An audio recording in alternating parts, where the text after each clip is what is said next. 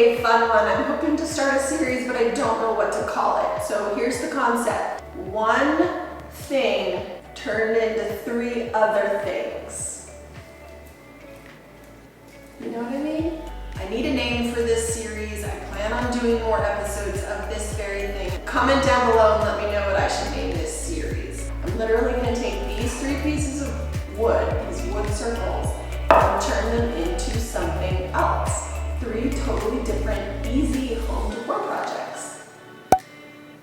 Somebody help.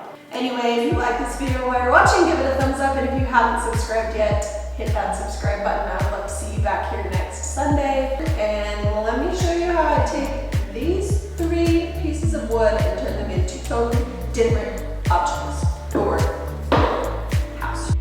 Okay, so to kick off this first project, I grabbed one of the wooden circles and stained it a dark walnut color. I've included links in the description box below to everything that you'll see me use in the video, so feel free to click on those if you want more details on the supplies you'll need if you plan to do these projects yourself. I used a rag and wiped the stain all over the wood, and then used a dry part of the rag to wipe off the excess. I was left with this beautiful walnut brown wood circle. I grabbed these gold cabinet knobs from Amazon for a couple bucks each and measured on the wood where I planned to place them. I drilled holes with the appropriate size drill bit for the bolt and then screwed them in exactly how I would if I were attaching them to a cabinet.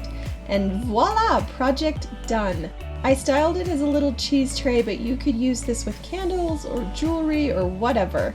I will say this, if you plan to put food on it, just make sure you coat it in a food-safe clear coat. I literally faked it for the video and threw a paper towel under the food you see here, just for the sake of filming the after pics for you guys, but you get the idea. I love this little tray. It is so cute and so easy to make.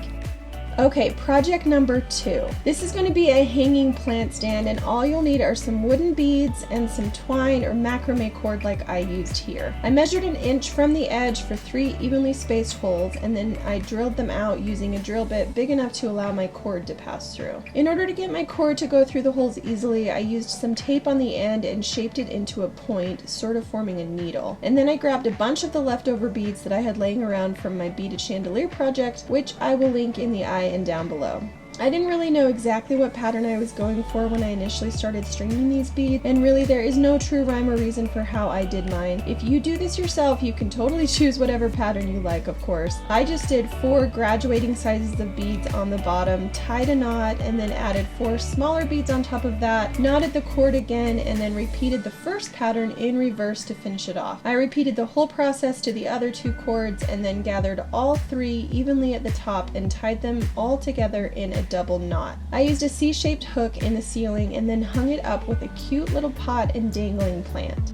I think it turned out so stinking cute. It's got a little bit of a boho vibe, which is super trendy right now, and you can style it with any kind of plant. I think it would be really pretty to group a few succulents together on it, or you could just hang several of these plant hangers together in different sizes and lengths. I love how this turned out. Okay, the final project is my favorite for sure. I started by staining the wood circle this really pretty pecan color, and when it was dry, I masked off half of the circle on a diagonal angle with some painter's tape. I took it outside to spray paint it and planned to spray paint it black, but when I opened the can, I discovered that my brand new can of spray paint was damaged and totally unusable. If you're the person who returned this to Home Depot, I don't love you anymore. Pro tip, check your spray paint at the store before you bring it home. I opted for white instead and gave it a good solid coat and then let it dry for a couple hours. I brought it back inside to finish it up and peeled the tape off, which always makes me ridiculously happy, and then I measured 3 evenly spaced spots along the top where these little brass hooks will go.